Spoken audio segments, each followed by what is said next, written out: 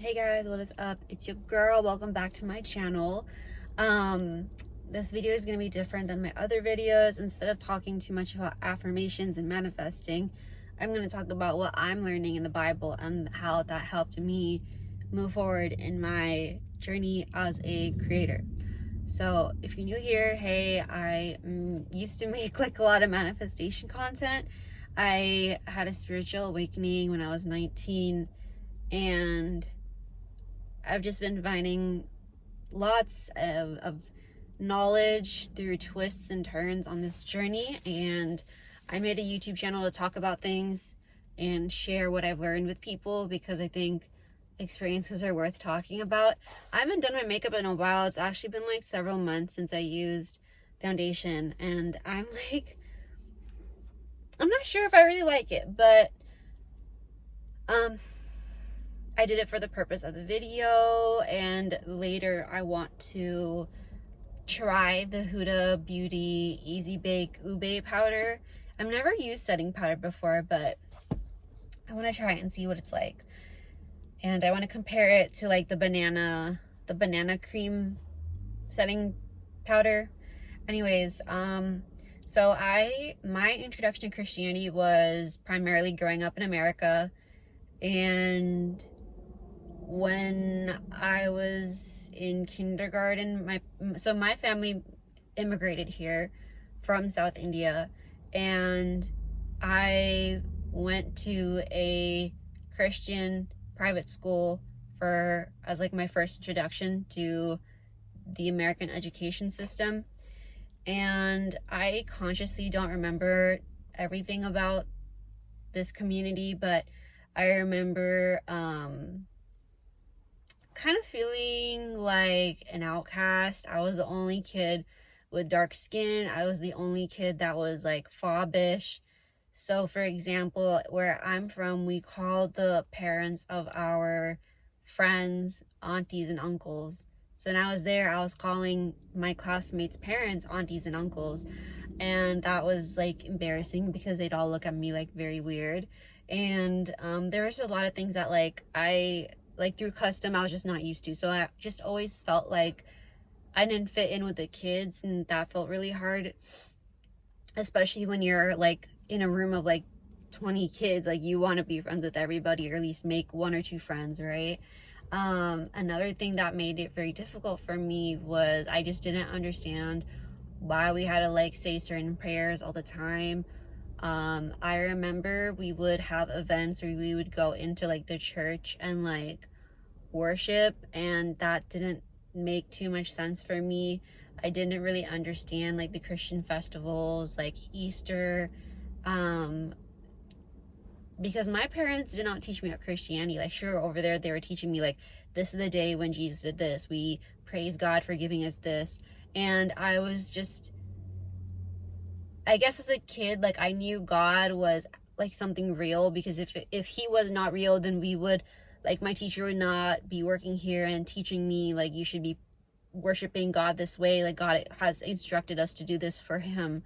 God has instructed us, like, we are expected to do this in order to be in God's favor. It all just felt, I wouldn't say performative, but it just felt like rituals without reason. And like, obviously, like, I'd go home and my parents are Hindus, so we'd have like Hindu gods up. Like, I was raised to understand like Hindu traditions, like Hindu culture. So I don't really, as a young kid, I just went along with things because people told me that's what it was, right? So my mom said there's an elephant-headed god named Ganesha who you say this prayer to in order to focus more on your school and do better in education. Like, I'm gonna just do it because my mom is telling me to do it, not because I really do believe that there is an elephant-headed god out there. I believe there is an elephant-headed like sigil. Like, I always thought it was like a sigil, you know, like a symbol that somebody worships. Because I could not understand why an elephant-headed god out there would exist, and like why I'd have to pray for him to give me good fortune. I don't know. So because of all this, like, you know, all I'm trying to say is, like, as a kid, I really believed that there was like one God out there, and I just didn't vibe with all of the customs and the rituals that my Christian school had like created. So my introduction to Christianity was very much just like, there's a God out there and you're here, and your job, if you want to worship God, is to do everything on the days that we tell you to do it. And I didn't really get that. It just didn't make sense. Like, why is God on a schedule? You know what I mean? Anyways, so I started reading the Bible, and I'm looking at my laptop here, and I just take notes. So whenever I'm reading Bible passages, I like ask ChatGPT to make it, like, to summarize it and then explain what it means, and then I ask it all my questions, and it's super, super helpful. So the first thing that I learned was, so my first preconceived notion of the Bible was that everyone mentioned the Bible is like holy and perfect. So you know how like Catholics, they have like saints, and you worship saints because they are so perfect. And also I apologize if I'm like mistaken about that. So similarly, I thought everyone mentioned in the Bible, like Abraham, Moses, like I thought all these people were perfect. I thought they were holy. Like God favored them and included them in his story because they didn't lie, they didn't sin, they didn't have multiple wives, they didn't commit adultery, they were not greedy, they were, so that was my preconceived notion. And then when I'm reading the Bible, like literally it just feels like housewives drama, like this person deceiving that person, like Laban deceiving, I think it was Jacob, and then Jacob wanting to marry Rebecca, but then Laban makes him marry the other girl. Her name starts with an L, I don't remember. And just things like that. And also how different brothers deceive each other, how like wives can be jealous, how a man can have multiple wives. So I was kind of asking ChatGPT, like, why are these people included in the Bible? Like, why was God okay with these things happening back then? And basically, like, the Genesis itself has, like, really, I'm reading from my notes also, has very backwards and deceitful people who lie and cause drama for seemingly no reason. Like, that was my take on it. But this is because they were humans and not like these super evangelized heroes. Like if they were heroes, we would idolize them unnecessarily, and that's not the point. And God, like what I really understood was that like God uses everyday people to fulfill his mission, like to fulfill, not mission, sorry. God uses normal people to fulfill his will. So he uses people that are imperfect as part of his plan. So even in the Genesis, like even if people are being deceitful or creating strategies to like make sure God's will doesn't happen, God will still use people in order to carry out what he has always intended to do. So for example, I wrote, this is seen when Jacob created spotted lambs from solid white and black sheep. Like even though Jacob's father-in-law was trying to trick him and make sure that Jacob wouldn't be successful and get what he wanted, God needed Jacob in order to get on with his mission and go on to the next step. So God made sure, even though somebody was like strategically trying to like put Jacob in an unfavorable position, like God still helped them. God still carried him through. And it's not because Jacob is like a perfect person. Jacob was completely without sin. Like Jacob deceived Esau, his brother, and Jacob was always trying to be more and more successful. In fact, even when Esau tried to like confront or meet up with Jacob, Jacob was super terrified that Esau would like kill him because he did so much wrong to his brother. So it just shows that like prosperity, and another thing that I wrote was that prosperity comes from God's plan, not through deceit or greed. It was really important for me to realize that like the people in the Bible are no different than us. The people that were deceitful, the people that were lustful and greedy, they're no different than me. At the same time, the fact that like Jacob was favored by God, like he's no different than I. Even though I am a sinner, even though like I'm human, like I'm imperfect, God still includes me in his plan to carry out his will. And I wrote just like Jacob, like I was always walking on this earth and trying to become more successful. And just as in Genesis 32. The last few years, like, I've been developing a new identity. Like, I've been changing myself from inside out. Like, if you knew me when I was like 18 or even 19, even 21, I was a very, very different person. Like, my values are very different. I was very focused on like greed, like becoming very inherently rich and successful, and I was so cutthroat. I wanted to be bulletproof. I wanted nobody and nothing to stand in my way. I didn't like respect people. I was very ableist, very supremacist, very elitist. The school that I went to was extremely elitist. So I kind of always felt that it was survival of the fittest. Like, I have to be the very best at what I do. And so my life was all about like getting to the next thing, getting like this level of success that I thought was attainable, but reaching like a level of like satisfaction, which I now realize is unattainable. And because of my spiritual awakening, over the years, and more so in the like most recent years, I've learned that like true happiness is coming from realizing that I'm literally just life. Like, I'm literally just being. I am literally just the soul, and I'm just the conscious observer, and I'm looking out at everything, and I'm watching life unfold like 1 second at a time. And that is the beauty. That is where my happiness comes from. It doesn't come from buying the next bracelet. It doesn't come from like the next job offer. It doesn't come from like having like men chase me. Like, it's not about any of that. When Jacob was wrestling the angel of God, he asked for like a blessing. And I thought that was weird. Like, why would Jacob ask for a blessing? Like, does he not have everything already? And it was because in that moment, Jacob realized he was in the presence of something holy and infinite. And he asked it to give him the greatest blessing of all, was to change from deep within. And he didn't ask specifically what that blessing was going to be. He didn't ask, I want to be more compassionate. He didn't ask, I want to be a ruler. I want to be someone great integrity. Like, he wasn't specific. He just knows like he needed a big change. And that his blessing granted was a deep transformation within. And that was very much what happened to me in my life.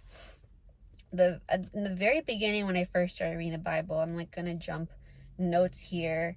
I was really confused with just like the basic concept of spirituality and sin, because I'm definitely going to talk about this in like a future video, but I just didn't understand like, how are people just born sinners? Like, how could you say that people are just inherently born losers? Like, that didn't make sense to me. If God was so perfect, why would he create us knowing that we're imperfect and that we wouldn't follow his word, his guidance? We were going to go against like what is holy and what is righteous. Like, why, if God is so all-knowing and knows beginning, middle, end, he knows everything inside out, knows every single possibility of what can happen as it's happening before it's even happened, why did God make me a sinner? And it is because God's greatest gift to us was free will. So God created us so that we do have a choice. We can choose to either worship him, follow his guidance, or we can choose not to. And I wrote down, this was God's greatest cry and joy. Like, after God created us, he created us with free will. So I was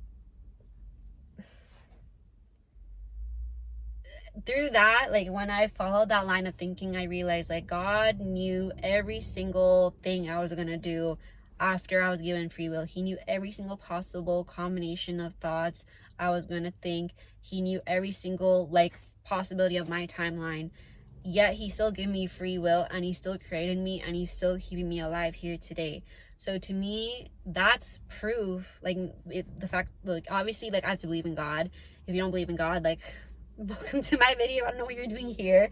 Thanks for listening to me talk. Like, the precedent is that, like, I believe in God, right? And the fact that I'm still alive here is proof that God loves me, because if God, like, obviously God knows all the shitty things I've done, right? He's known every good and bad thing I've ever done, every good and bad thought I've ever had. He's letting me live today because there's a reason for me to be alive. And if God knew, like, my time here is done. Like, if God really wanted to get rid of me, he could, is basically what I'm trying to say. Anyways, so having faith in God means that I trust that I'm perfect in his eyes, because like God is the creator of all things, and he created me. You know, I was created the way I am for a reason. I'm perfect in his eyes. Even if I do not understand why certain things are the way they are, like, I know they are all part of God's plan, and the fact that I exist in God's world means that I am perfect. I know God will always take care of me because he loves me. I don't have to feel guilty about anything I've done. Pause. I believe that guilt is a human emotion, and that if somebody does something bad, they should feel guilt. And I do feel guilty, or I have felt guilty over things that I knew that were bad. Now I gave myself permission to move past them, because I don't have to be sitting here on May 22nd, 2025, punishing myself for things that I did when I was 8 years old, or when I was 16, or when I was 18 or 12. Like, you know, like, I think that was my biggest problem, always feeling like I needed to correct something about myself, and making sure that I never make that mistake again. Because if I make that mistake again, I'm troubled, I'm wrong, I'm bastardly, things are bad and I have to change, right? If before I wasn't believing in God, I at least believed in this version of myself that could exist, that's like completely perfect, and like I said, bulletproof. Like, I really wanted to be bulletproof, and I don't feel that need anymore. Like, I've let that go. So believing in God has allowed me to just let the past go, because God knew I would sin. God gave me the gift of being alive and being here and being present, even after knowing all the shitty things that I could do and was going to do and have done. And God gave us Jesus to make like our wrongdoings all right with God. So in order for God to keep me alive, he sent down his son and allowed us to slay him, as like to even out the scales.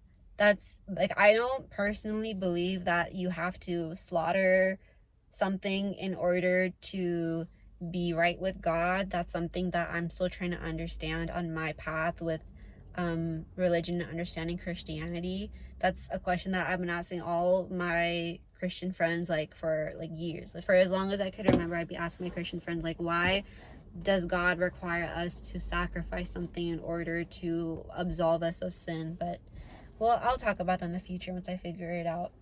I wrote down that even if I don't agree that things had to be corrected, I know that faith in God means completely accepting myself as who I am now. And boy, did I do just that.